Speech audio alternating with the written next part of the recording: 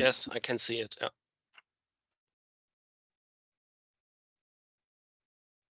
Okay, it looks strange to me, but I will try. Yes, the title of the project is Embedded Real-Time Analysis of Continuous Casting for Machine-Supported Quality Optimization, with the acronym RealTimeCastSupport. We have 5 partners, BFI as coordinators, our industrial partners Dillinger and voestalpine.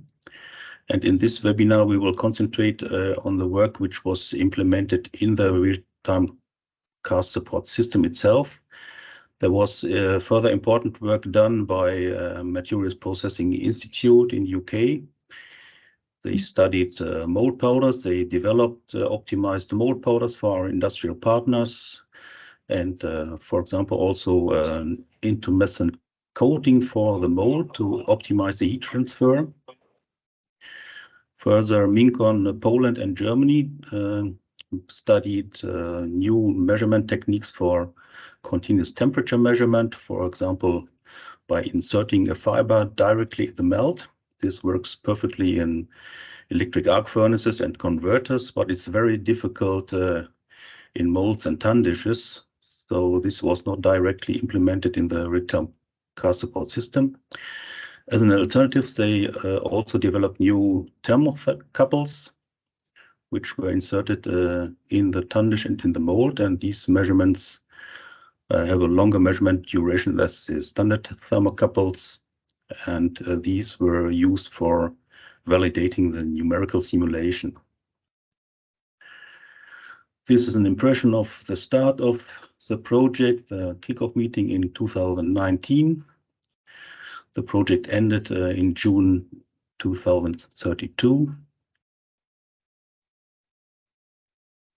The state of the art at the beginning of the project was that the thermal and fluid mechanical conditions in continuous casting molds are only roughly known, although highly relevant for the product quality. Operational windows for lubrication, mold heat transfer, and shell growth were developed, but did not provide a real-time process control. Fiber optic temperature sensors were successfully implemented in the mold, but they were not used in a real-time support online system. It is known that insufficient mold powder coverage has a tremendous influence on the strand surface quality. Anomalous casting conditions were identified with innovative sensors, but could not be implemented in the real-time system. Continuous measurement systems for temperature with an optical fiber are known from EAF and BOF, but were not tested in the mold until now. So at that time, several problems are known. For example, that the optimization of surface quality of heavy plates and hot strips is a serious problem. Manual process control is difficult due to the big number of influencing factors. Up to now, direct measurements in the area of early solidification are not possible. Operational monitoring is limited to the interpretation of several indirect measurements. Interaction of melt temperature, flow, and phase changes, casting powder, and heat transfer are extremely complex.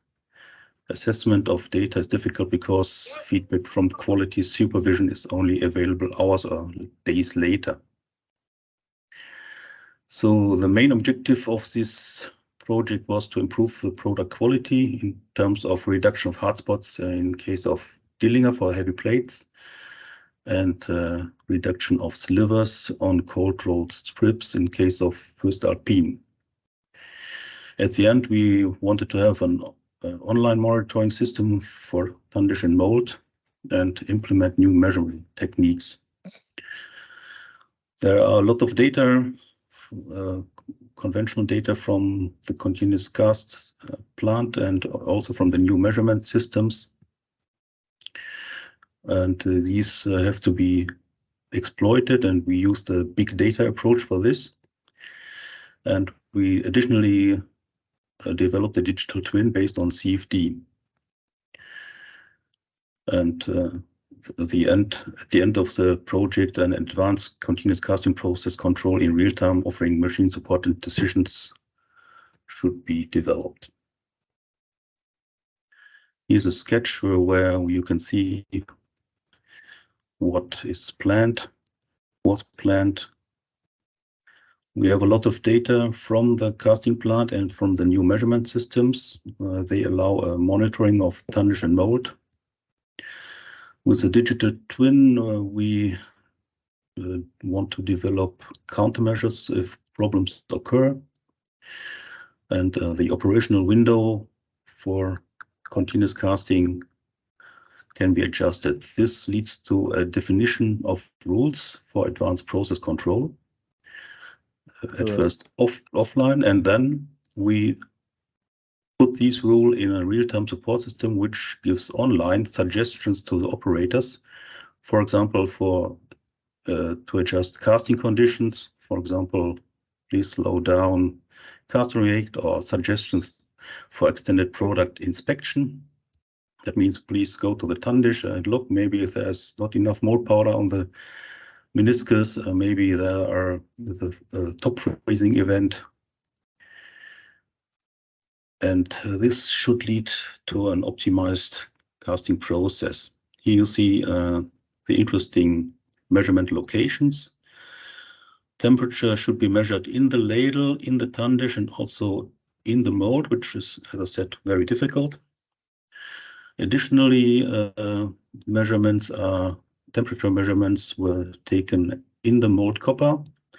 This can be done by thermocouples in case of Dillinger, and with fiber optic temperature sensors in the case of First.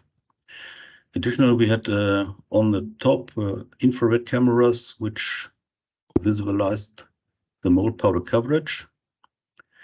At the end, we have the standard surface inspection quality control. In the first step, we identified surface problems with this system, and then we have to go back in time and space and see what were the conditions in the liquid steel which caused these problems. Then we identify possible problems and countermeasures, and in the end, of course, we want to avoid these critical operating conditions and have no problems with at the solidified strand. So on the right, you see a picture of the last meeting this year. So some people have changed and some people retired.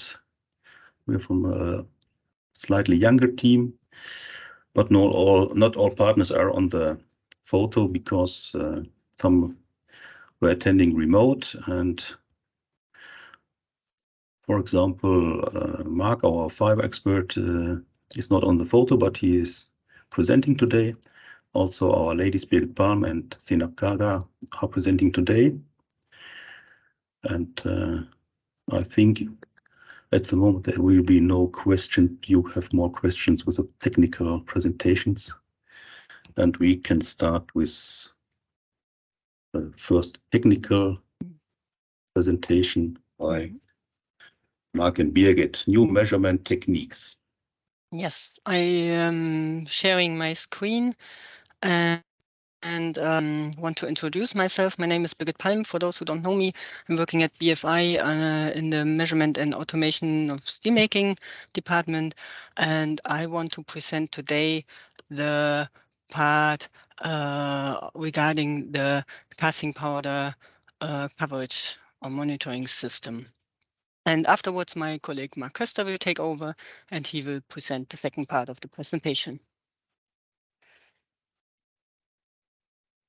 So we started off using a casting powder monitoring system in a previous project that was applied at a billet casting machine and working in a near-infrared range using a filter and sensor combination.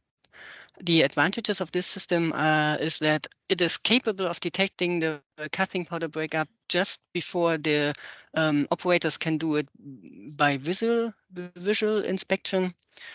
And thus, this monitoring system allows continuous and online monitoring as well as data storage, which is normally not done when just looking at the surface by the operators. The digital image processing is removing disturbing influences such as flames, dust, or sparks, and thus has a better look on the surface. We have integrated a warning system as a decision support for the operator, and thus enabled the measurement, more or less, of the quality of the casting powder coverage. The system is usable for powder and granulate, and also flexible regarding the application of different formats. And this was one of the tasks in the real-time cast support project. We wanted to adapt the camera or the monitoring system in several ways. First of all, the camera system, we wanted to adapt to use infrared range to further enhance the early detection of breakup. We wanted to adapt and enhance the application for use at the slab caster, which have a wider surface and a larger heat impact. And deducting from this, we have to adapt the protective housing and cooling in order to save the cameras from being destroyed. But not only the temperature is the problem, but also dust, and we had to take care of this also by using an appropriate housing. So the main components of the casting powder monitoring system are displayed here. We have an image analysis system, which is acquiring the images from the camera, analyzing those, extracting important information, display those on a screen, and transfer the results to a project database. The image analysis system is getting the camera images from the cameras, which are mounted above the mold. And here we use an infrared sensor to monitor the thermal radiations of the mold powder surface, and as I said, the protective housing. And in between those two, we have a supply box, which enables the data transfer, power to the cameras, as well as cooling gas supply. How did it look at Dillinger? Here we have a sketch of the situation. We have the mold, which is presented by this rectangle. We have two automatic powder feeding, I would say shovels. I don't know the exact wording for it. Also, there is a SEN and slide gate system, as well as measurement of the meniscus. And in blue marked is the position of the tandish, which is above the mold. And we plan to install two cameras in order to see both sides of the mold surface. One camera is placed at the narrow side of the tandish, and the second camera is placed on the wide side of the tandish. So this is looking on the left area, and this is on the right area.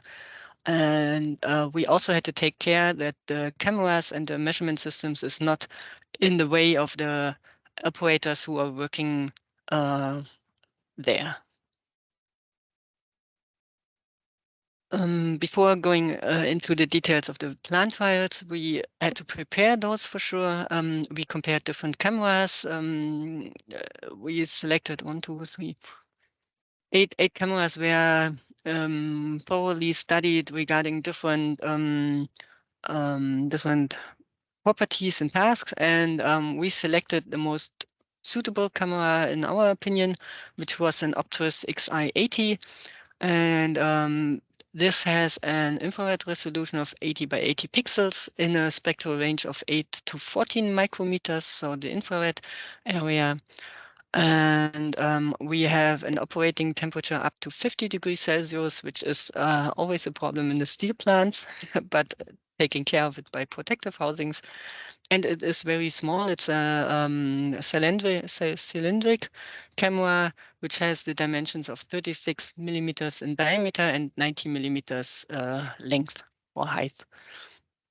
And as well as the cameras, we had to select, order, and test the suitable protective housing. After preparing this and adapting the software, we went into the first industrial trial with one camera at the cast of Dillinger Hütte. We set up the casting powder monitoring system at the Tandish on the caster number 5. Dillinger prepared a holder which was attached to the Tandish with magnets. We have the Optus camera in the blowing device. We have a connection of the compressed air via Mastertech hose, as well as the connection with the industrial tablet and power bank in the second Mastertech hose. You can see here the camera above the mold, and here the industrial tablet, which is connected to the camera and displaying the graphical user interface of the software. Then we evaluated and recorded data from BFI software and from the camera supplier software Optus. We tested different settings and we dismantled the casting powder measuring system after about 2.5 hours. The system worked well over the whole time, and we dismantled not because we had any problems, but we had collected enough data. The camera seemed to be suitable for the monitoring of the casting powder cover, although it has quite a low resolution.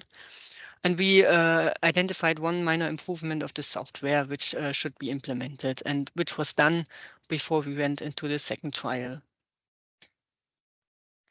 The second trial was also performed at the caster number 5.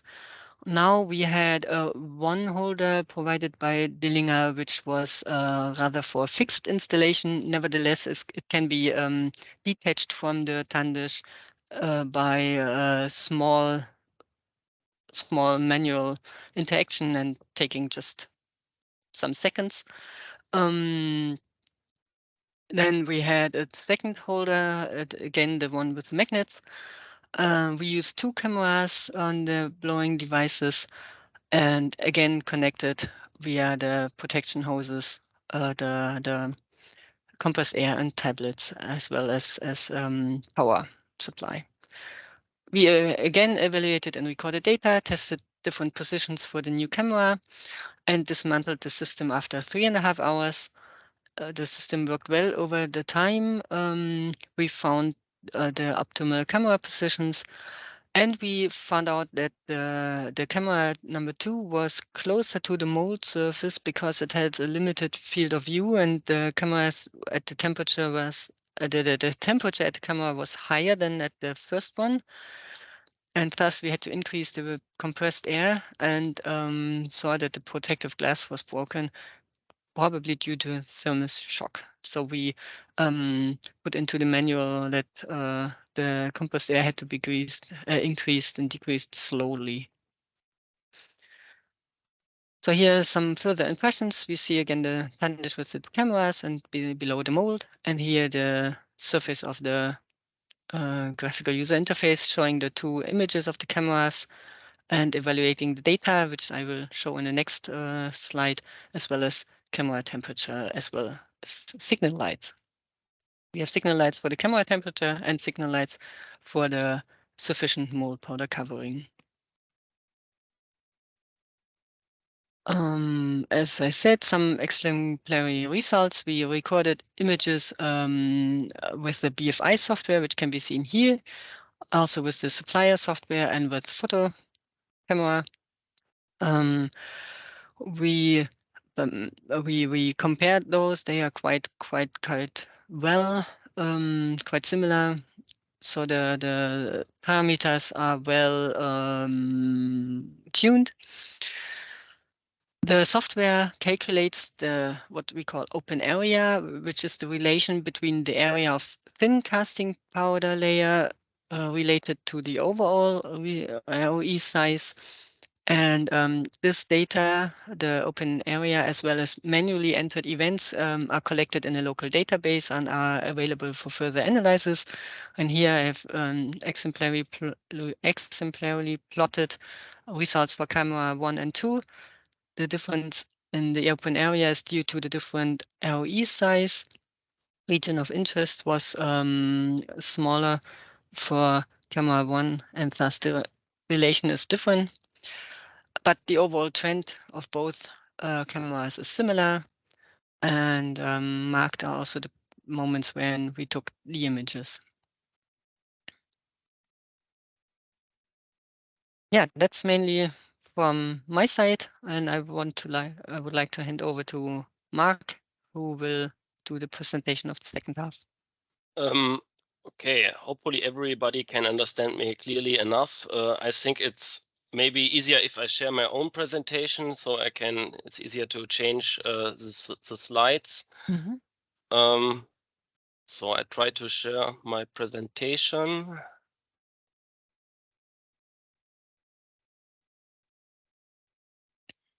So hopefully everybody can see now my presentation now. Mm-hmm. I'm sorry for my voice. I have a little cold, so my voice is not at its best, but I will try my best. My name is Mark Köster. I'm also from the same department as Birgit, measurement and automation in the steelmaking, and I'm mainly responsible for innovative optical measurement techniques. In the RealTimeCast project, we implemented the FOTS temperature measurement technique in the molds of voestalpine. It's a castite voestalpine. FOTS is an abbreviation and means fiber optical temperature sensors. And first of all, some general information about the measurement system itself. Here shown on the left side, especially compared to the standard method, which are thermocouple measurements. With the FOTS measurement technique, we have no influence by electromagnetic fields, which it's really important, especially when a caster is equipped with an electromagnetic steering system. The system itself is very small and thin, so if there's a water jacket which has to be gone through, there's less influence on the water flow, and we have also less access points per mold plate in comparison to standard thermocouple measurement, as we can see here on the bottom, where we 15 thermocouples with only 15 measurement points, and we have this quite complex wiring. And this small and smart solution of the FOTS sensors, where we have in this case 40 measurement points. Geometrically free positioning of the sensors is possible, up to 20 temperature sensors on one fiber. With older interrogators, at this point I have to say, with newer interrogators with higher spectral range, even 32 measurement points per fiber are possible. And of course, the system is multiple usable at different positions and different geometries. In case of mold instrumentation, the possible use is an early detection of disturbances in the strand shell formation, evaluation of homogeneity of heat transfer, avoidance of breakthroughs, and of course the control of important areas during casting, especially the meniscus level. First of all, generally the information of the possible installations. In the past, we also equipped, not in this project, but in other projects, billet molds. As we can see here on the left side, there's a groove on the surface where we can glue inside a capillary where the measurement fiber is inside, and we lead the fibers and signals outside through a water jacket and industrial plugging system to a computer, where we can see via a graphic user interface the temperature evolution shown with different colors at different positions inside the mold. But now let's come to the installation which we implemented at voestalpine caster. This is an example for the instrumented narrow face. At voestalpine, we equipped the broad face of the mold. The technique is a little different. There we have a removable installation using guide rods, and yeah, the system is not glued into roofs, but in this case we drilled holes inside the copper plate and pushed yeah, the capillaries and the fibers via guide rods inside the mold, so we can measure the temperature inside the mold during casting. Here's another picture of the system where we have the narrow face and the capillaries which are led outside the mold and guided to the same as with the billet mold to a industrial plugging system, which is connected to an interrogator unit and then to yeah, a detection unit with a computer, where we can observe yeah, the vertical, in this case, the vertical temperature evolution, in this case, the meniscus level. Yeah, here nice picture which shows the yeah, the installation, the main components of the installation at First Alpine. As I said already, here is shown the broad face of the mold with 8 holes which are drilled from top, and inside this mold are the guide rods with the capillaries, measurement capillaries inside. And yeah, we lead the system to a first connector box, which is on the mold bracket, which is connected to a flexible optical via a flexible optical connector cable to a second connector box to lead the signals to a long optical cable to the interrogator unit, which is connected via Ethernet to yeah, the plant big data system and to a computer where we translate the signals into temperatures. And this computer is also connected to the plant big data environment to synchronize all the data, the temperatures and other process data. Yeah, some words about the guide rods we used. These were specially manufactured at BFI laboratory. With here we can see the 8 guide rods with the measurement points inside. The fibers are quite sensible, so there are inside copper capillaries. You can see it here if you take a closer look, and are up to 4 meters long and have a plug, fiber plug on the other side. Yeah, some words to the flexible or optical connection cable, which is between the 2 connector boxes. Yeah, this is an important point because, of course, the system has to be unplugged when maintenance works occur. And at the start of the problems, we had some problems with yeah, the dusty environment of the caster. But we found a nice solution with this innovative lens connectors, which are especially used for dusty, harsh industrial environments, and it's easy to clean them. So we had no further connection problems in the project. Yeah, for the use at First Alpine, we of course adapted our FOTS software for this special case. We had a view for with the raw signals, the line spectra for calibration purposes. We had a view to see the temperature evolution over a certain time interval. There's a visualization with colors of every sensor and every fiber in a special view, and of course, as I already showed, yeah, the vertical profile of the temperature, where we can see the meniscus level of the mold. Yeah, after the adaptation of the software and yeah, the manufacturing of the cabling and guide rods, we performed the commissioning with the help of First Alpine on site. Here on the left side, yeah, we can see how the guide rods are implemented. Here we have the mold plate with the holes where we pushed inside this guide rods with the capillaries and fibers inside.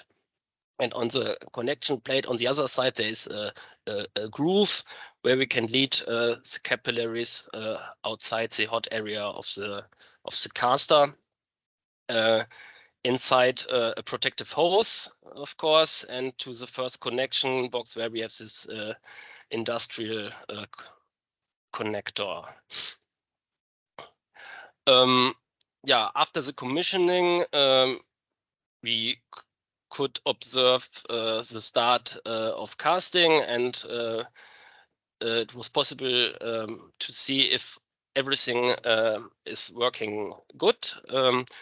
So we can see in this view a 2D temperature profile of the mold with in total for the voestalpine installation 144 FOD sensors and a high measurement frequency of 40 Hertz. And if you take a closer look, you can see with these brighter colors also the mold area or the meniscus area with these higher temperatures.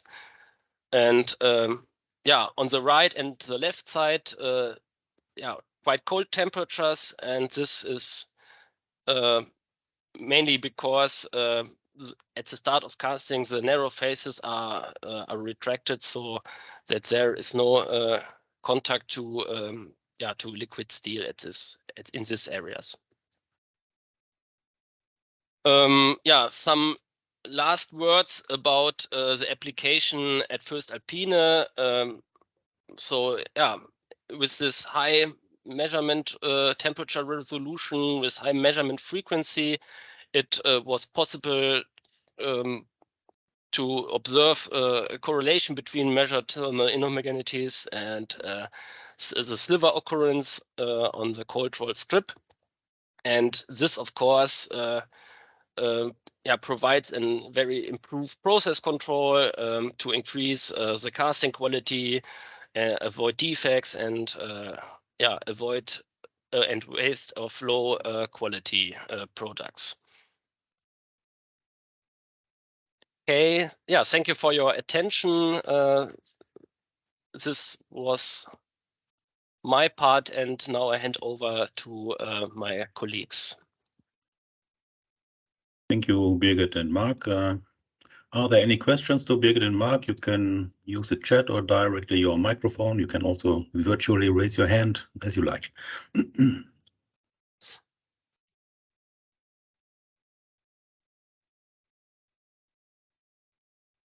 So it was quite clear. You have the possibility to ask questions also after the meeting. We will give you some contact data. And there's room for discussion at the end of the meeting, I hope.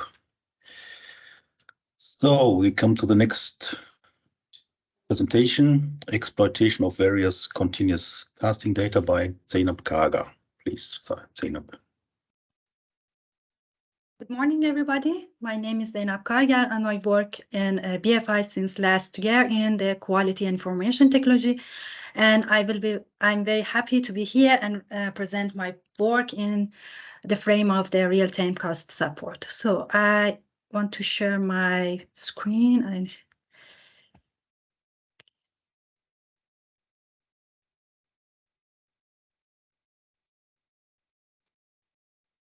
I hope you can see my screen. Okay, and also in presentation mode. Yes. Yes. Okay, today I will present the work about the exploitation of various continuous casting data. Recently, machine learning and deep learning methods attract many attention in pattern recognition and multivariate sensor data. In this work, machine learning methods were applied for detecting top freezing event in the mold during continuous casting. The general framework for data analysis and also machine learning includes several steps. The first and most important step is data set and availability of the data. In this project, the historical data were transferred from the Linga data warehouse to BFI and stored in MongoDB. The dataset includes 3 different data sets. The first one is the event information, signal data, and the last one is casting information. To use the data for developing the model and to predict the top freezing events, the data needs to be pre-processed to yield a reliable data set. And the data pre-processing step also includes several steps in this project that I will go through each step. The first step is data labeling. The Linga provided time steps in the data sets for events, which include the casting number and event code. The event code can be a code for the control, that means nothing happened, everything is normal, or a start top freezing event or end top freezing event code. Usually we expected that the number of starting top freezing event and end top freezing event be equal, but in some cases they are not equal. Therefore, after discussion with the continuous casting expert, they told us if there is a code for a starting top freezing event and no end top freezing code, that means this top freezing event remains till end of casting sequence, and therefore we need to relabel this event from the control to the top freezing event. And after this relabeling, we have 2 different codes for our event, one for the top freezing event and 0 for the control. And that means everything is normal. In the next step, a long list of signal is provided by Linga, but not all of these signal are relevant for the top freezing events. After discussion with the continuous casting expert and also looking at the CFD model result, we decided to include this list of signal to the model and use these signals. And in the next step is the creating window. The event are reported as a timestamp, but the top freezing event is a very slow process.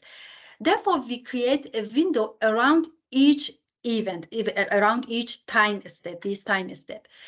We are talking about 2 strategies. The first strategy was creating a window that they don't have any overlap to each other. And this strategy has one disadvantage, and that means this window doesn't have equal length. But the second strategy was to create a window that has the same duration, but in this case they will have an overlap, and we decided to choose the second option, second strategy. That means we created a window which takes 15 minutes before the timestamp for the top freezing events and 5 minutes after this timestamp, and this window will have overlap. And also, one more thing is that this signal are recorded continuously, and only the data inside the casting sequence must be included. And in the next step, we divided the data set to a trained set and test set. That means we use the trained data set to train the model and tune the parameters. And after that, we evaluate the model with the test data set. In this work, we put all the top freezing event in the test set. That means our training model will not see the tests, will not see the top freezing event. And the next step is data normalization. The signal in continuous casting have different ranges. And this brings some obstacle to some machine learning model. To avoid this obstacle, we use normalization and rescale the data, the signal, to the range between 0 and 1. And for this reason, we use min-max scaler. So the next step is also done, and we go to the next step, data analysis. In the first step, we look at the data, and we see that more than 98% of the events are controlled. That means nothing happened, everything is normal. And less than 2% of events are top freezing event. In this case, we are facing with a very highly imbalanced data set, which brings challenges to our modeling. And also, we look at the casting powder in the mold, and in the Linga, 2 types of casting powder are used. The first one, the type A and the type B. The type A has a lower carbon content than type B, and we can see that using the casting powder with a higher carbon content produce more top freezing event. Also, we look at the casting injection, and in this Dillinger also 2 type of gas injection used, the strategy steering strategy A and B, and we can see that in both cases we see top freezing events. So, and right now we go to the next step, that is modeling. In our data set, we have to solve the problem with the anomaly detection. What does mean anomaly detection? Anomaly detection is the identification of the rare events or observations that are suspect because they differ from a standard pattern. Most machine learning algorithms are designed for the data set that have roughly equally the same data set for each labels, because most of the data machine learning algorithm designed in the way that maximize accuracy and reduce error. However, in the data set, which are in our case highly imbalanced, the high accuracy can be achieved when we predicted the majority class, but not capturing the minority class. It means when we say all the events are normal, we have accuracy of 98%, which is a good, but it's not the things that we wanted. We wanted to detect the anomaly, this top freezing event.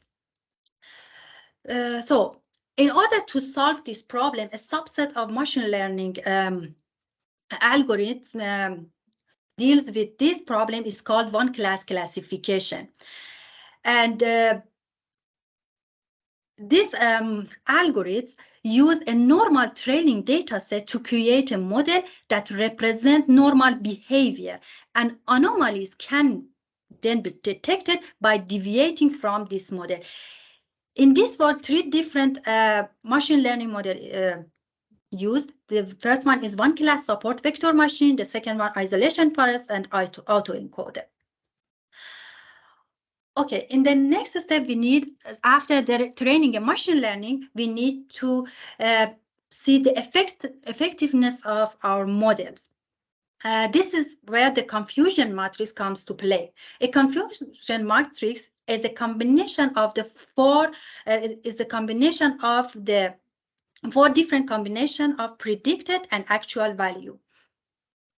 So in this case, true positive is the top freezing event that classified correctly as top freezing, and true negative are the control event which classified correctly as normal, and false positive and false negative events are the classes which classified wrongly. For example, in this case, they are normal event but classified as anomaly, and these are the anomaly and they classified as a normal.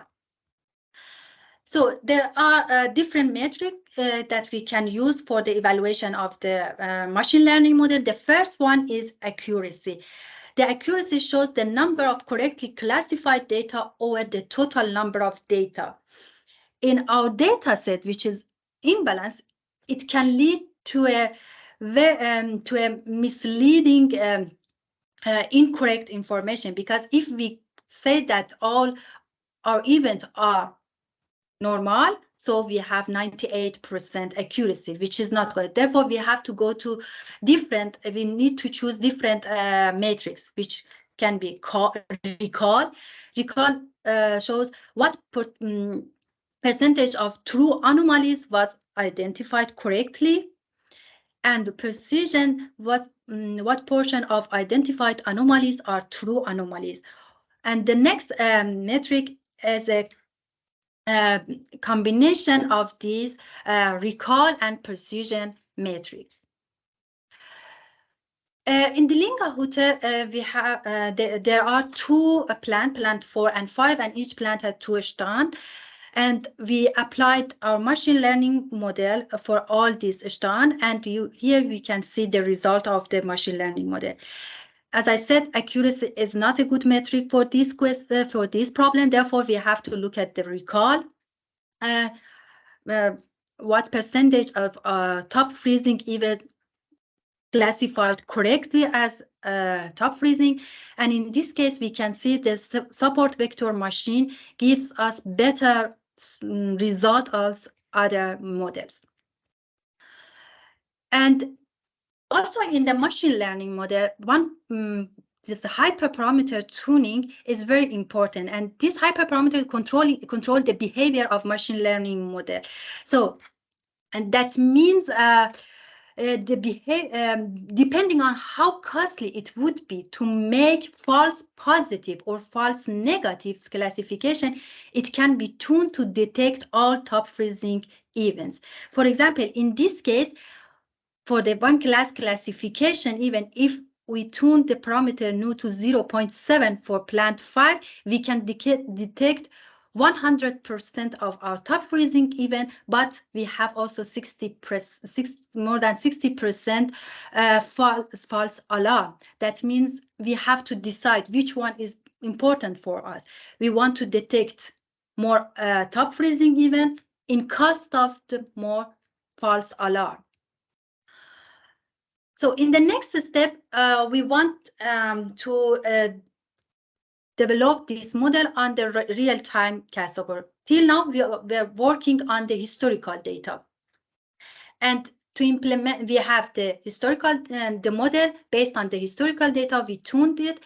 And after that, we can send the, in the real time, every 20 minutes, the data to the model, and model runs and produce the result. And the result goes to database again. And after that, we can use some web representation. That's something like a light system. If top freezing event happens, it can show the red light. And if the top freezing event doesn't appear or it's normal, it can show the green light. And also implementing this method in real time is it might be challenging, and then some problem comes. The first one is the data integration and pre-processing. Sometimes this data that comes from the real time may be inconsistent with the data that model developed. And also data quality, we have to take care about the data quality and also model drift. Sometimes after 1 month or 2 months, the model is not good for the real time. And again, we have to retune and also run again the models and to have a new parameters. So I'm at the end of my presentation. So I use the critical casting parameter to gain data-driven insight into top freezing event during the continuous casting. Also, I faced with a very imbalanced data distribution. In order to solve this problem, I use one class classification machine learning method like support vector machine, isolation first, and autoencoder. And in order to evaluate the machine learning model, I use recall metric. And at the end, I wanted to say that by optimizing the machine learning model, we can detect the true positive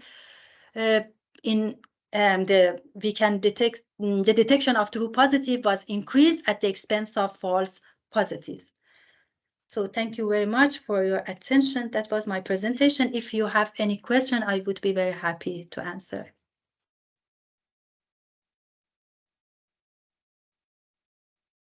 Thank you, Zainab. Are there any direct questions? You have also the possibility to compile your questions in the chat.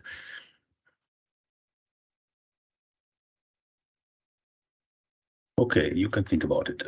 Next presentation is from Yalcin Kaymak. It's called Development of 3D Digital Twin and Reproduction of Defect Promoting Scenarios. Please, Yalcin. Thank you, Carsten. I will share my screen.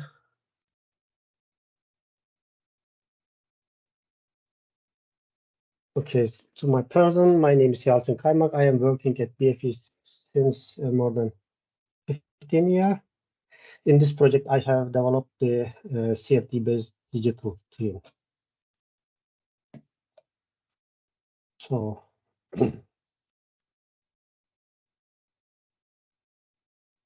okay, I will talk about model. This model is developed using ANSYS Fluent software. And I have used K omega turbulence model. Solidification model is activated, energy equation is solved, and also DPM, discrete particle phase, is included to track the gas injection, inert gas injection at the SEN. I don't go to details of the modeling, but here you see the material. The mold is also modeled, the copper mold. Material properties are given for the selected type of steel composition.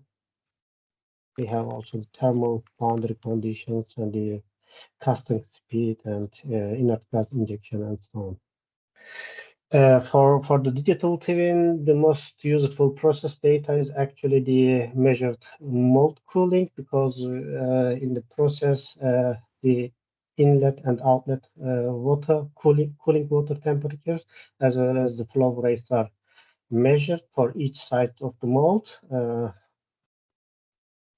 We see here the time variations of two examples from strand 1 and 2. We see for the strand 1, the narrow sides have opposite narrow sides have quite a different heat fluxes, which indicate a process asymmetry. But I didn't go in the digital twin to model such asymmetries. I have used symmetric 1/4 of the model.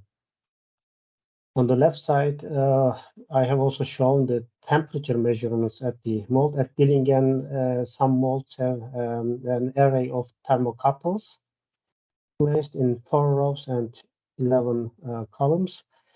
And I have just looked the temperature readings and make an interpolation from these two. I can also show kind of movie over the time variation.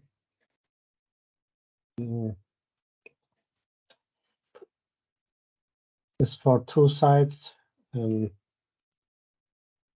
opposite white faces of the molds.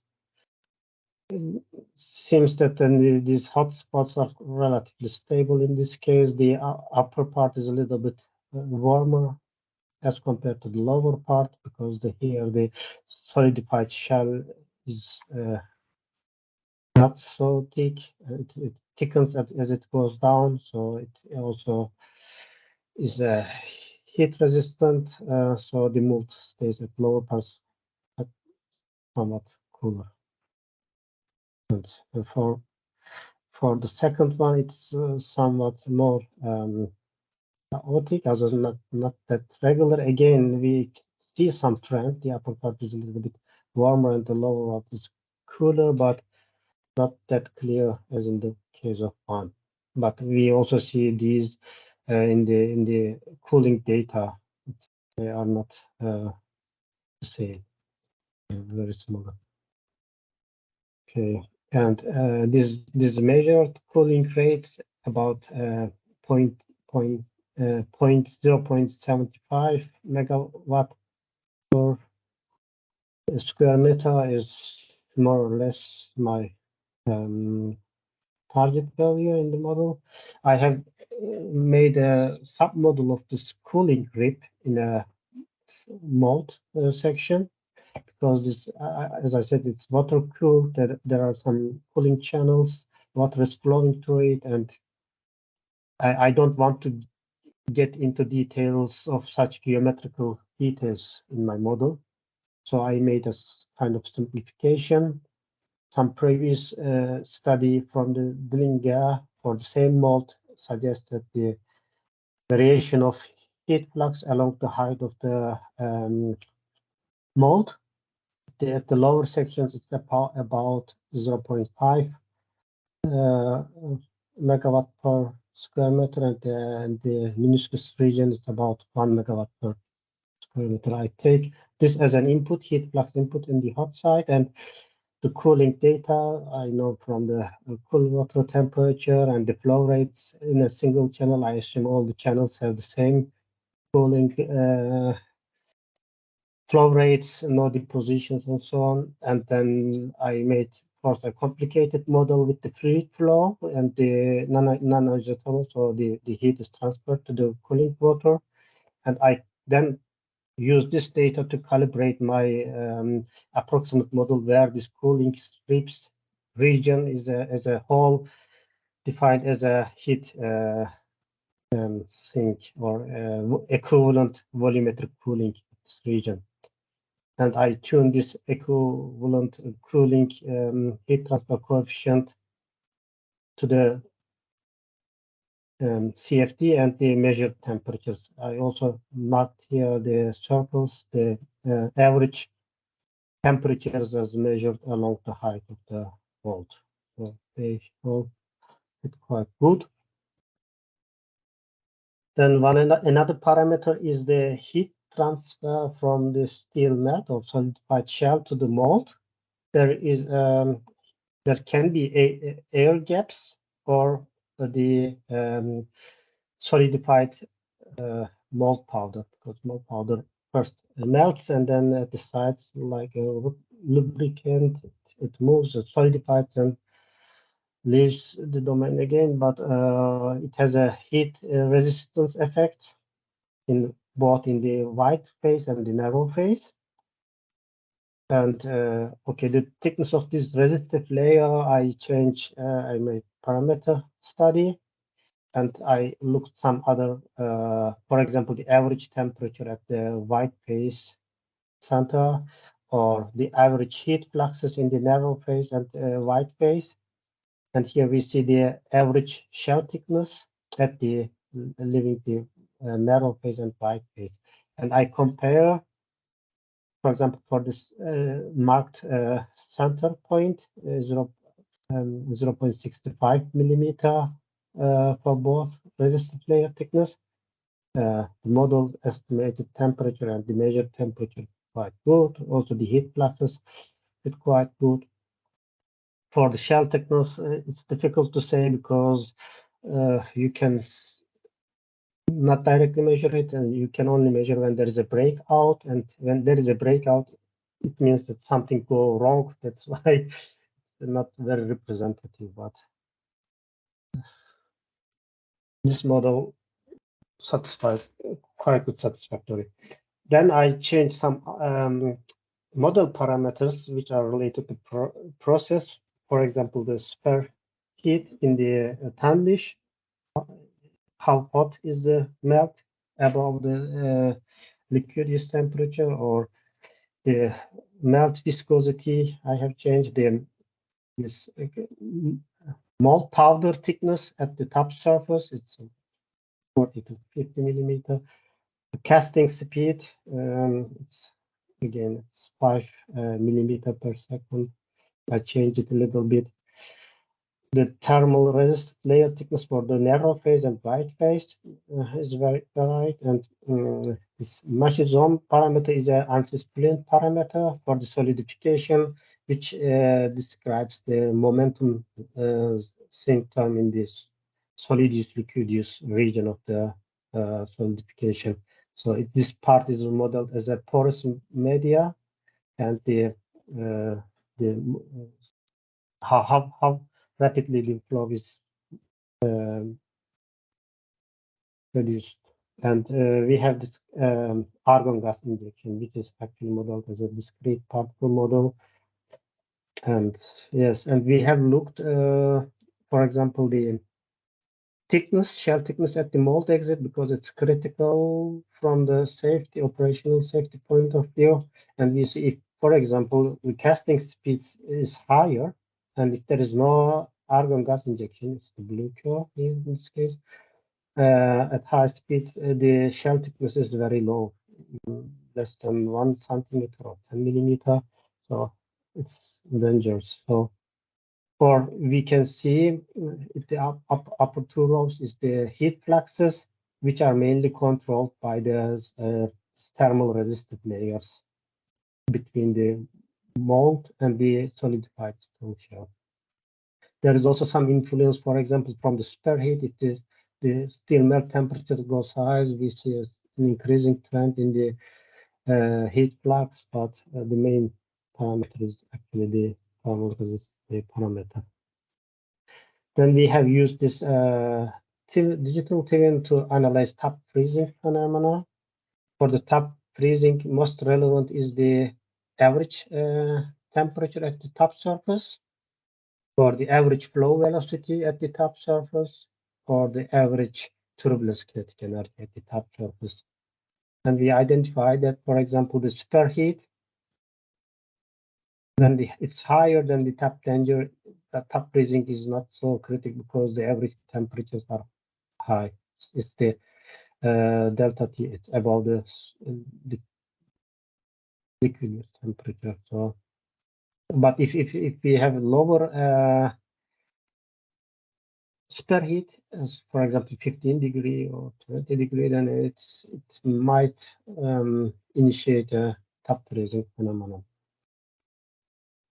A countermeasure can be the argon injection, because as we got inert gas inject through the SEN pipe, then we see it has some influence. It tends to increase the top surface temperatures, or the kinetic turbulence mixing, and surface velocities as well.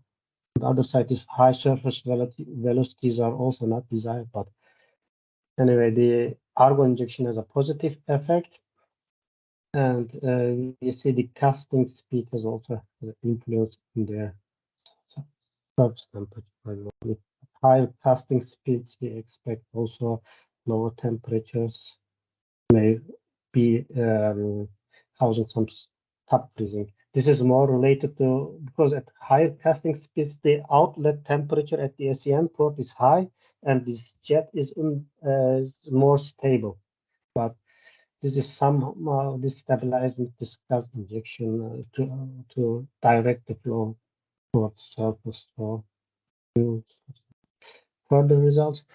Then we have used this digital twin to make some scenario calculations for different submerged SEN and submerged entry nozzle geometries.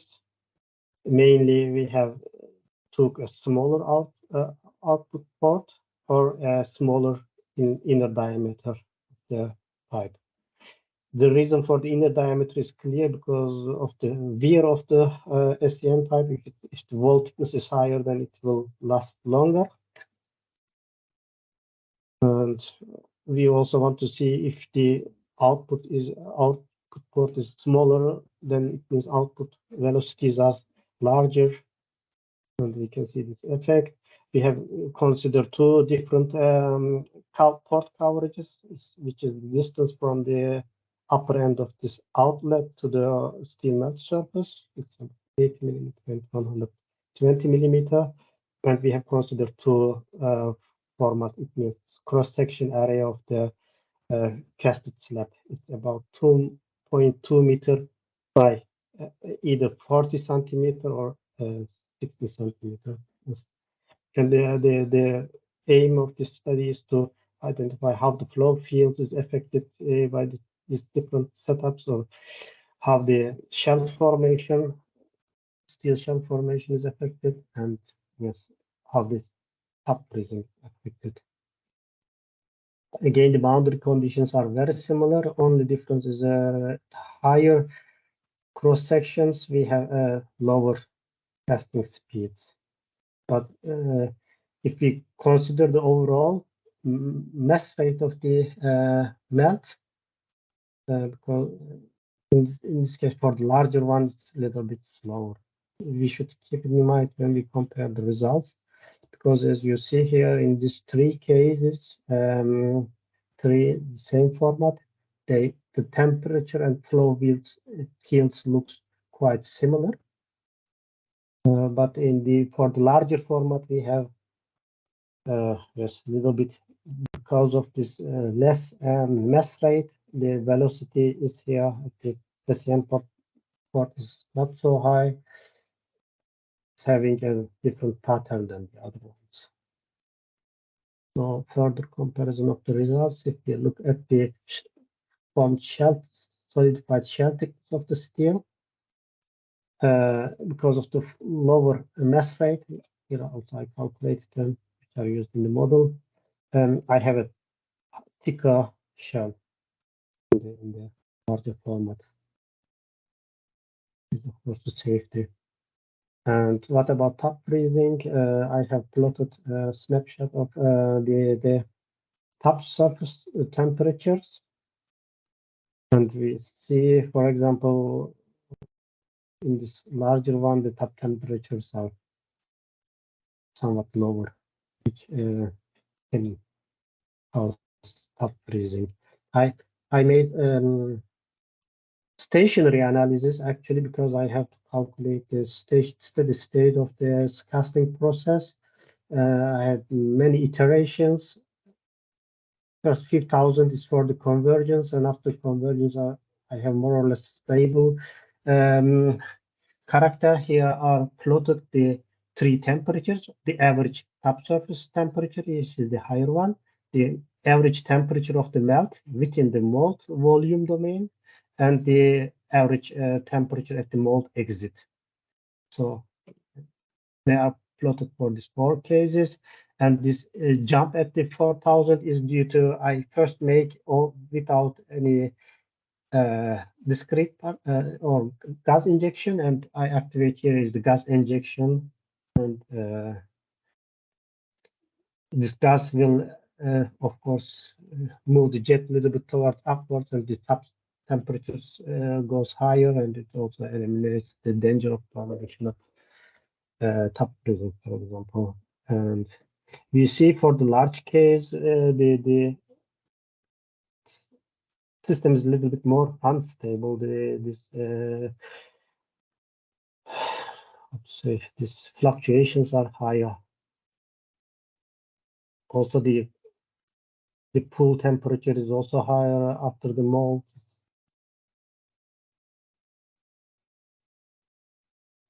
Go to next.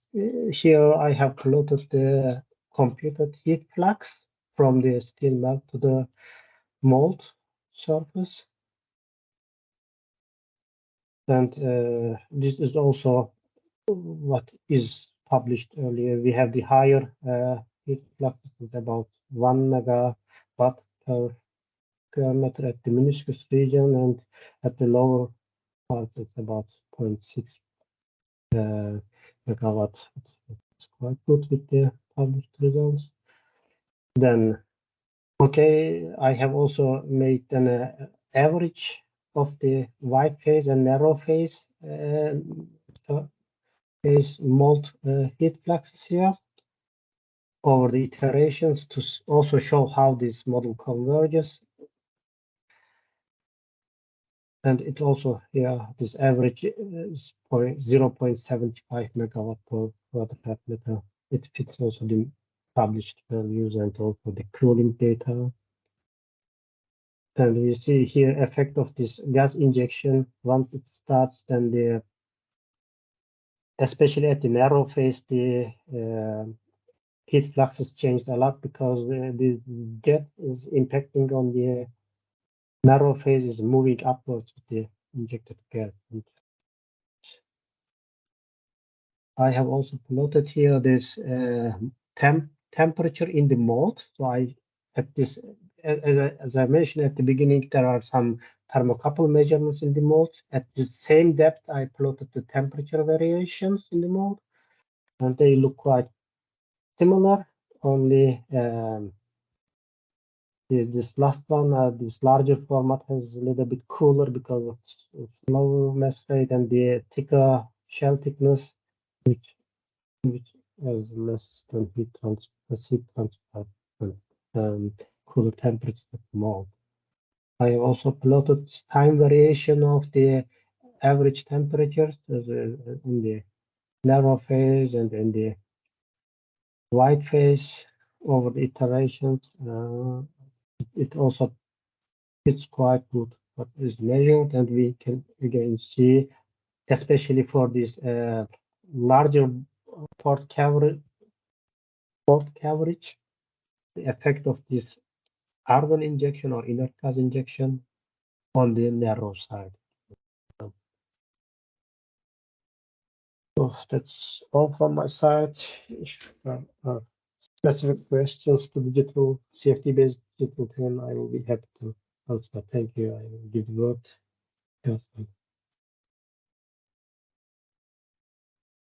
Thank you, Yalcin. I see that you prefer to ask the questions in the chat. That's okay.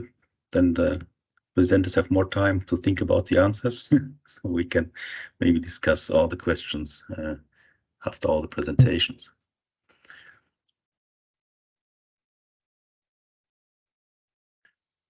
I prepared some conclusions.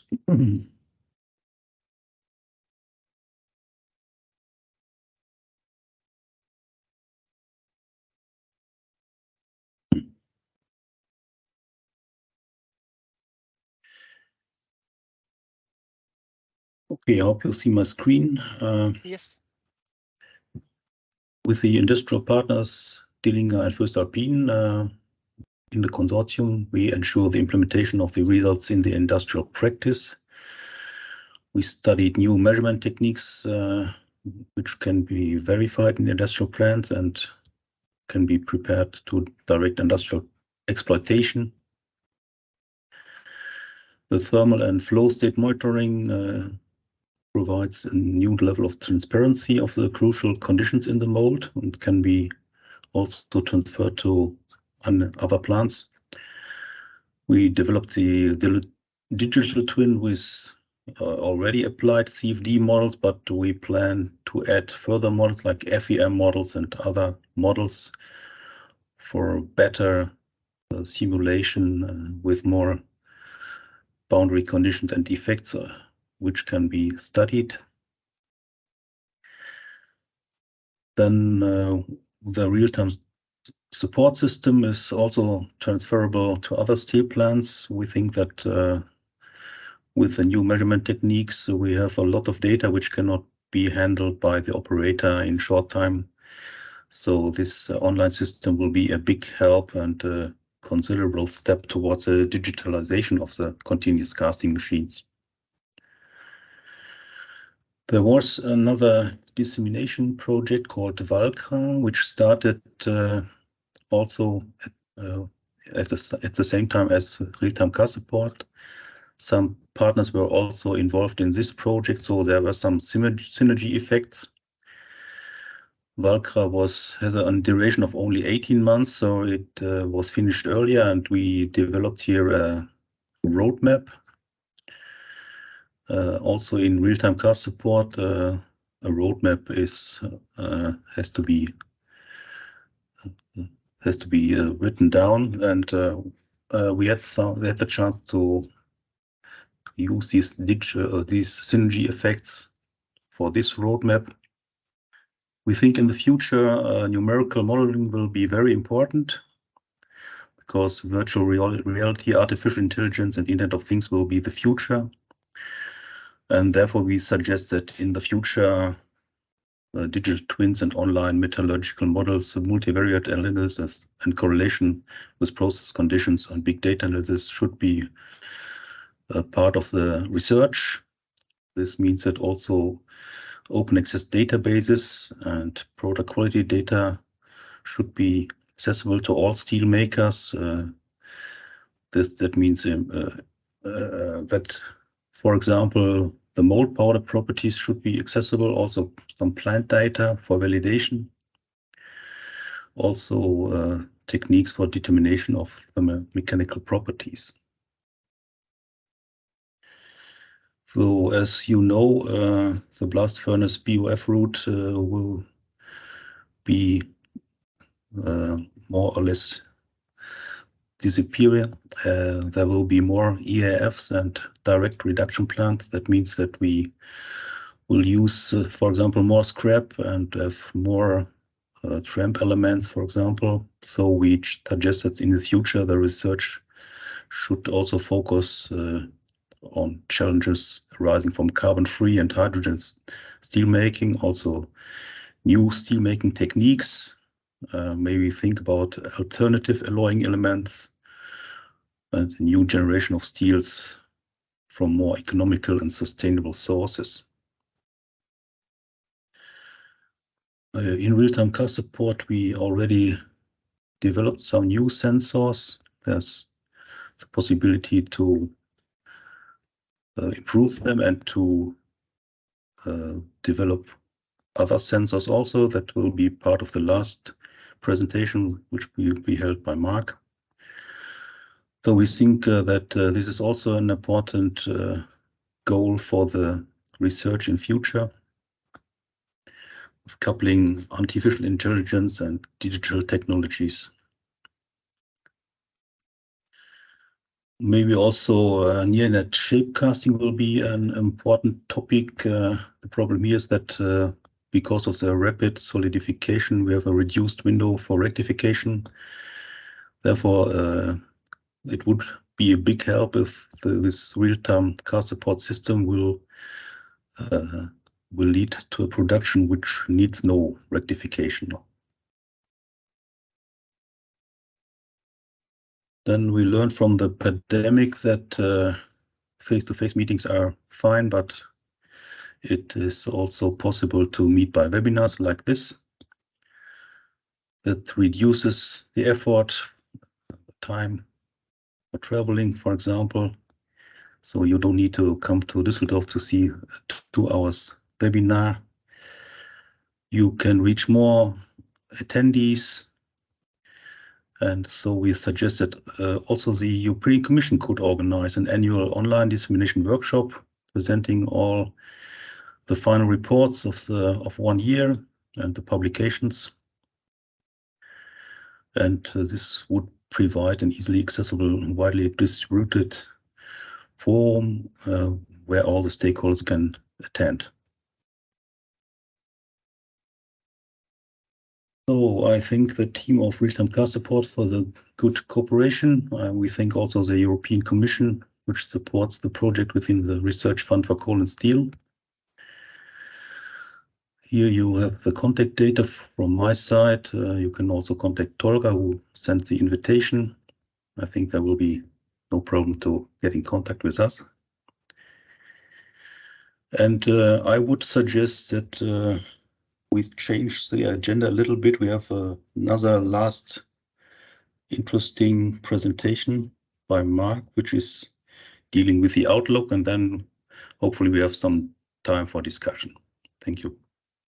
So Mark, please.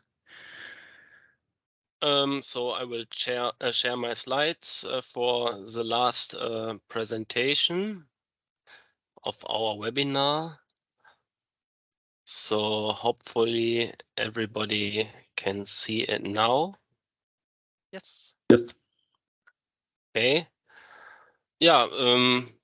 The last presentation of our webinar. First of all, regarding the transferability of our 4 real-time cast support solutions. Transferability to other applications of the monitoring and support system is given for first the casting powder monitoring system. In this case, the cameras could be easily placed at different positions, lenses, cooling devices could be adapted, and the software in this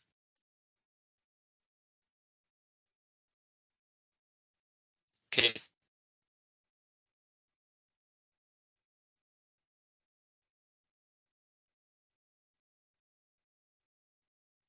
we lost the. I can also not hear. This is fully modular. Of course,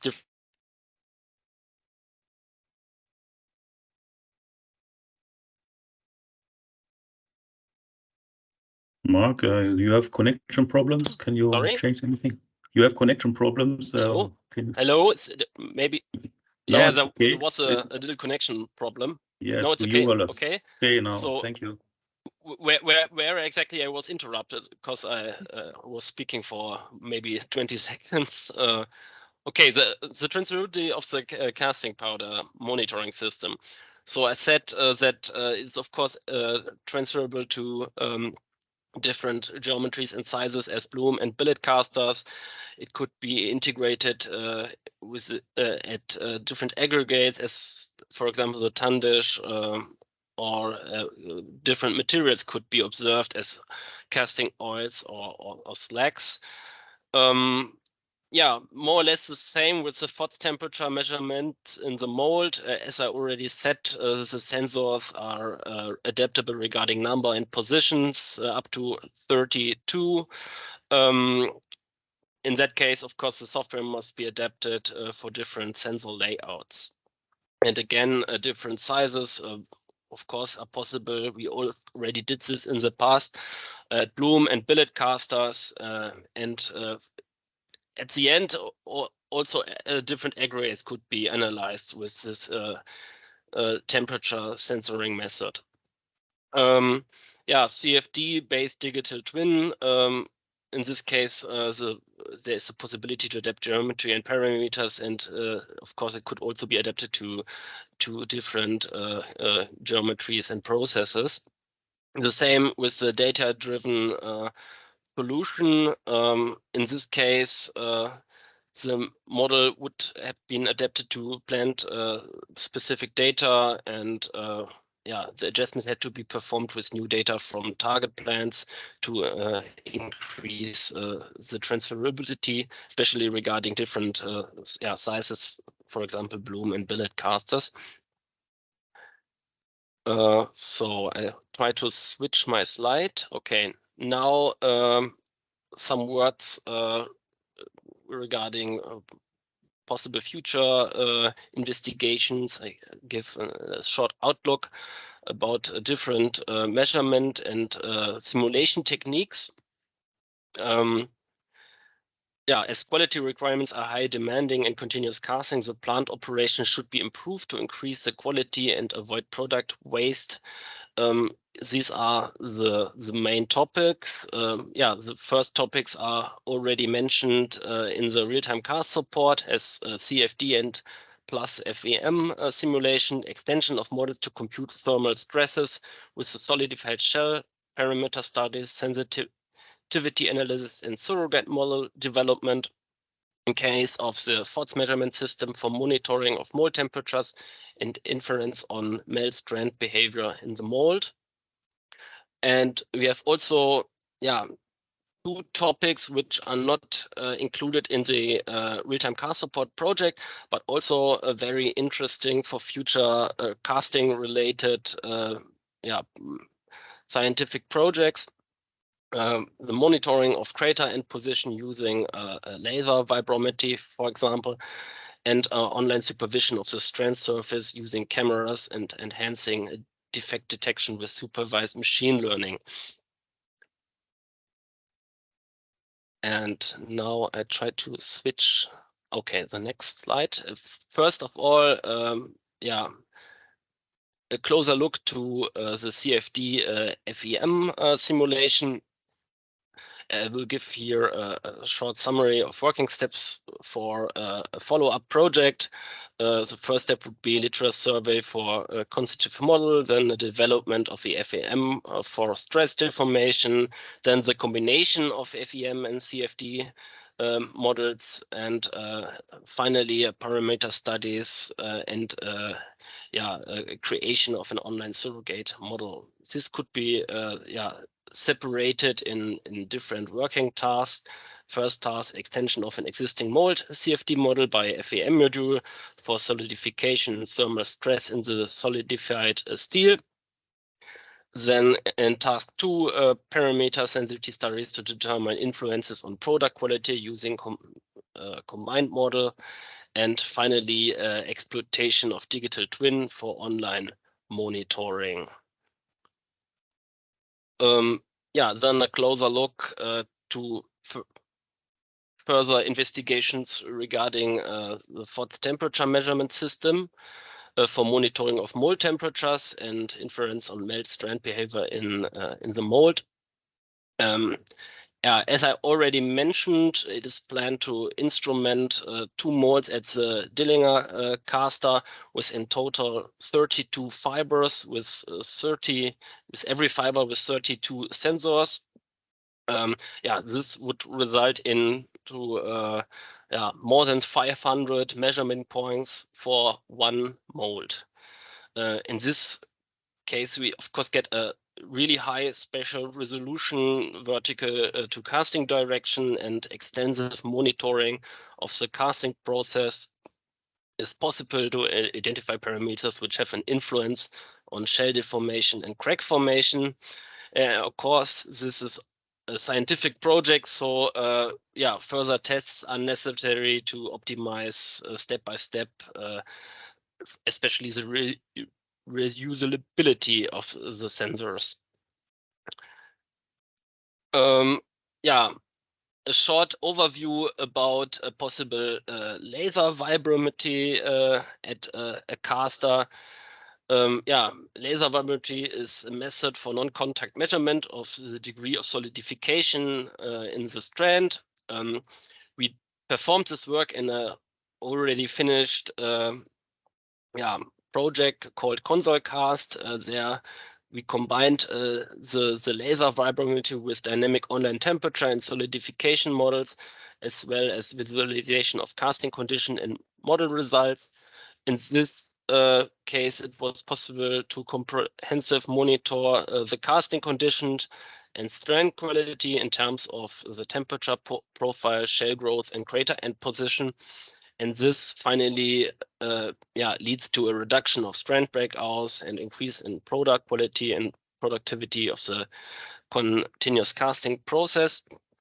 This was a very first investigation with this technique, and the planned next steps were further development and validation of the presented methods for other casting machines with other strand format and steel grades. And the usage of the system is very flexible, so general transferability is given, but we have to pay attention, of course, to the accessibility of the measurement position with the laser beam. Also, signal degradation could be a problem due to splash water and steam. And every caster is, of course, different regarding to its vibration signature. So we have to teach the artificial intelligence-based classification for every caster.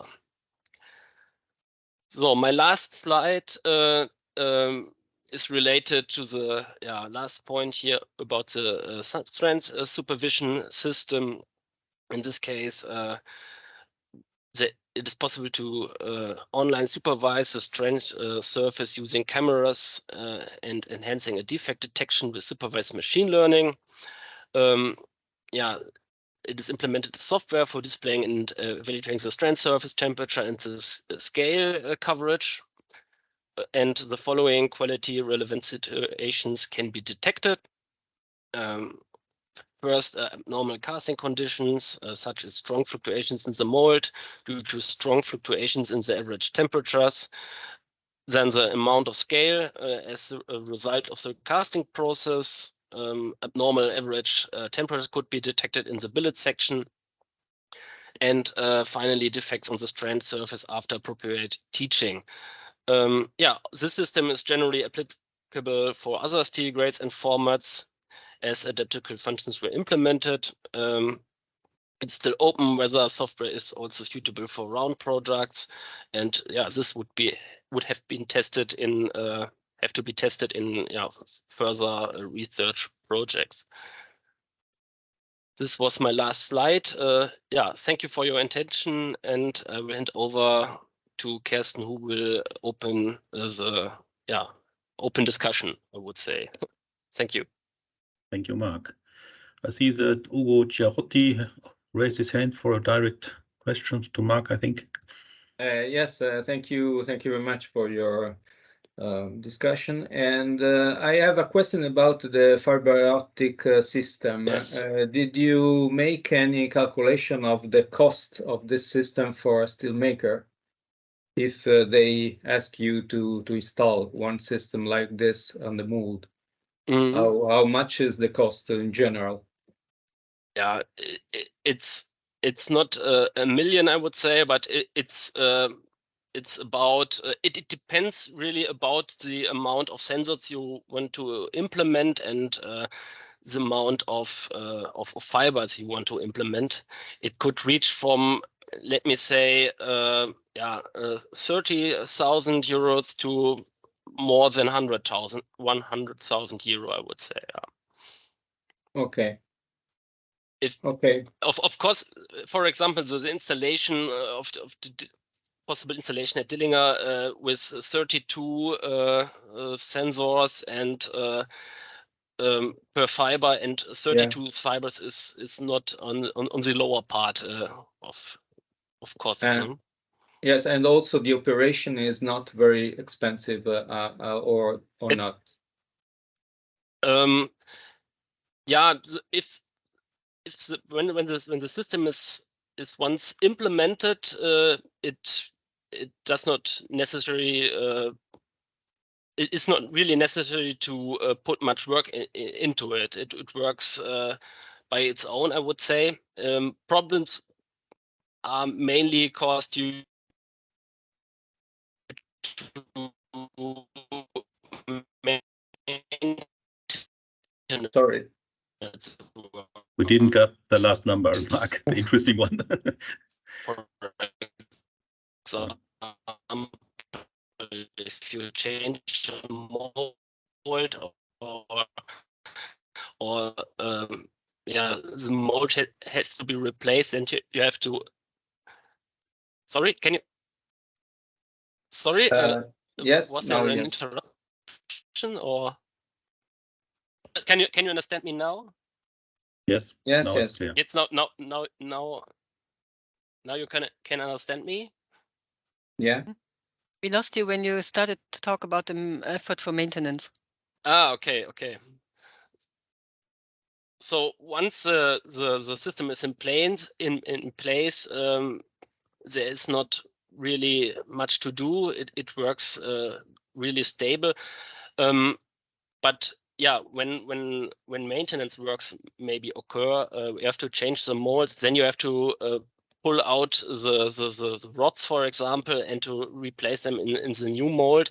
And there you, of course, have to be very careful with the system, because fibers are very sensible, and you have to take a closer look not to bend the fibers.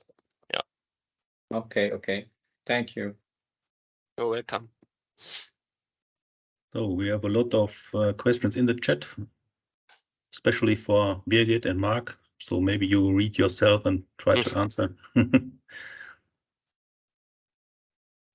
Yes, there was, I think, the first question from Michele that we want to discuss. Yeah. You asked regarding industrialization of the tools, what are the most concerning issues to use them in a systematic and reliable way? So if I understand you correctly, you ask what needs to be done to use these as a permanent measurement system. Yes, yes. I intend if tomorrow they should be put in practice all over the world.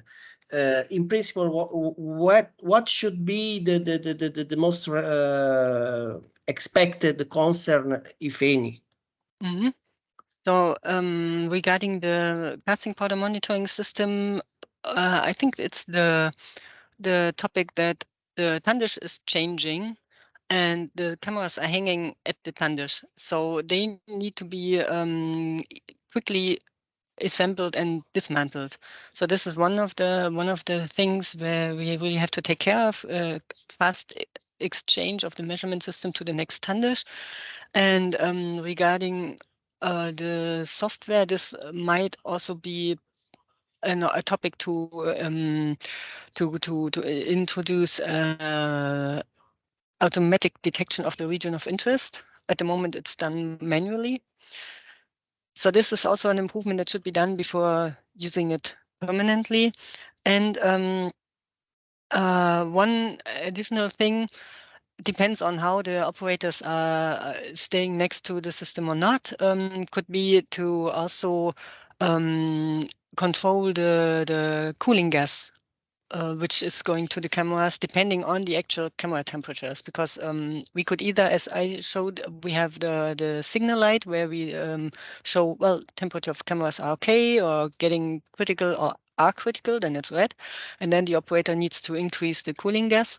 This could also be done automatically if it's not possible that somebody looks at the software all the time. So these are the 2.5, I would say, points to improve regarding the casting powder monitoring system for permanent use. Thank you.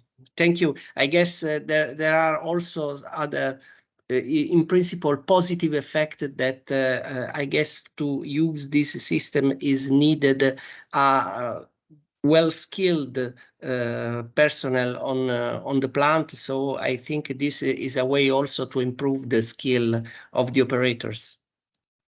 Yes, and this is one of the questions raised by Hanu. We are not thinking of replacing the operator, but supporting the operator and giving advice. And it's not necessarily our intention to replace the operator.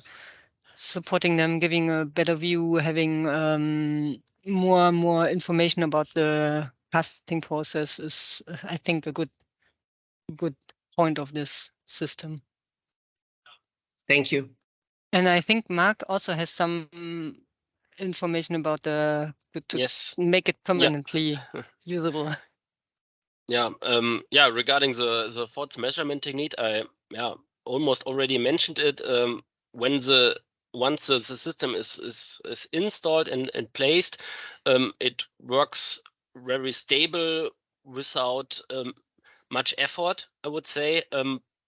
But if you have to do a mode change due to maintenance works, for example,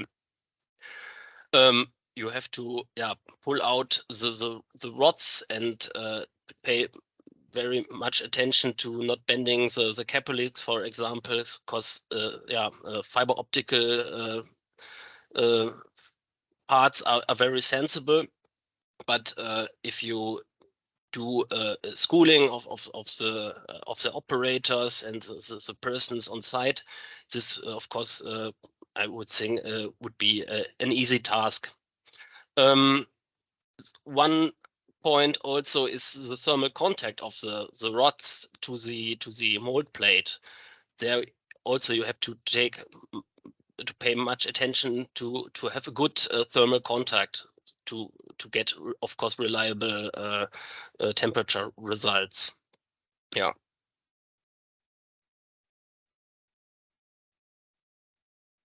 So I think there's a further question in the chat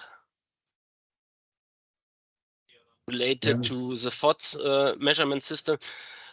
The question was, how was the link between the temperature inhomogeneity from the FODS and the slivers determined? I think it's more a question related to our industrial partner First Alpine, how they realized this. I see that there are also colleagues from First Alpine in the chat or in this meeting. Maybe Stefan. Yes, maybe Stefan can answer this question. Hello all together. My name is Stefan Fuchshumer, First Alpine Stahl. And our main issue on this FOTS installation is to compute, to render those situations where we know that slivers occur. For example, asymmetric flow conditions, which lead to cross flow across the Seine, and thus by means of entraps slack particles. So we used those FOTS measurement. It was 8 measurements along the white phase to compute indices to find asymmetric flow conditions in particular, or to see if the submeniscus steel speed differs from our optimal set point. But the correlation between those parameters and the measurements of slivers we have at the cold strip processing is still under work in-house, let's say. Okay, yeah, thank you.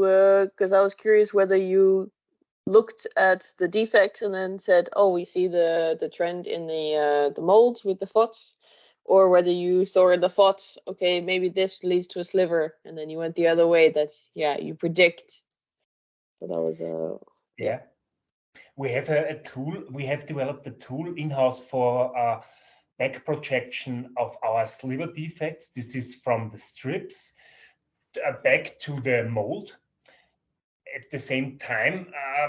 So we projected the slivers back into the mold, so we can compare the indices we derive from the FOTS measurements to the actual slivers. okay. Oh, thank you for sharing that. Thank you.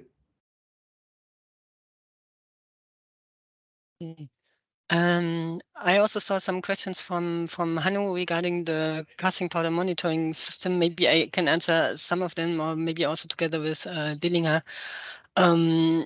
Because the first question you asked if we had a trial which lasted longer than 3.5 hours, and I can say that we left the cameras and the software at Dillinger. They wanted to do some more trials. I'm not 100% sure if they did. Maybe I think Robin Jentner from Dillinger is also in the meeting. I would say maybe you can say something about if there were further trials over long term, especially with this camera system. So yes, so we did some trades, but we plan now to do the next trades. But I think during the real-time cast support system, so we had some issues with the data connection, and so these problems were fixed, and the next trades will be performed, I think, in the next couple of weeks, let's say. Okay. Yes, we had used this system also in another project before the real-time cast support system. It was a little bit different system, as I mentioned at the beginning, with another camera. But during this project, there was a trial which lasted for 24 hours a day for about 4 to 5 days to check the permanent system. It was accompanied by colleagues of mine who had to take care of the change of the tandish, and they observed that if the cooling is sufficient, everything works well with the camera. So there's no problem with the camera temperature. Only when there are problems with the cooling, then it can be critical. And I think There was also some issue during that time with dust. Dust that was in front of the camera increased, dust layer increased. But during our trials, the dust was not a problem because we had a different protection housing where there was blowing of gas to the surface, so the dust would be removed.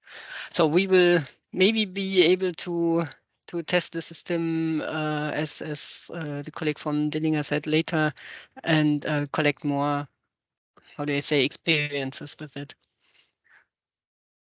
Then you have the question about the camera positions.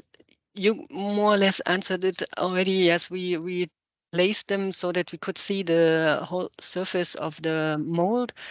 At Dillinger, we have this problem, the task that it's a wide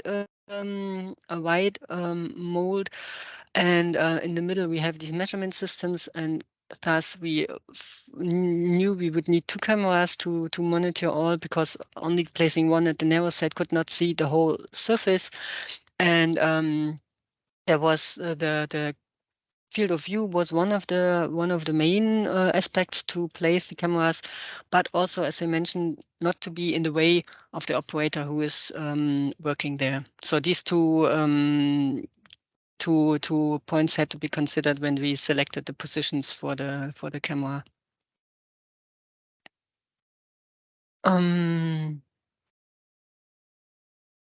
We monitored the whole surface. We did not put the, how do I say, we did not make a combined picture, but we have the 2 single camera pictures. So when placing this system, for example, for a permanent application, we would have to check how to manage not an overlapping ROE in the regions around the SAN, for example. But the other parts are clearly separated by the 2 cameras and not viewed by both. But it was possible to see all length of the mold. Then you ask about the resolution. I think this was for our application, it was sufficient. The question of resolution and camera selection is always interesting. And we chose the one with the low resolution to test also if this is possible to be used, because the camera with the low resolutions are much cheaper than the, I would say, normal infrared cameras, which have a high resolution, which we use for other applications. And as we were not sure about the temperatures at the caster and mold, and some maybe, how do I say, heat being saved under the tandish and not being able to move away, we did not want to buy a camera for like 15,000 euro and then crash it because of the temperatures. So it was an aspect to consider, the resolution and the price, as well as the size of the camera, and we think it worked well for this application, and it was quite sufficient to be used.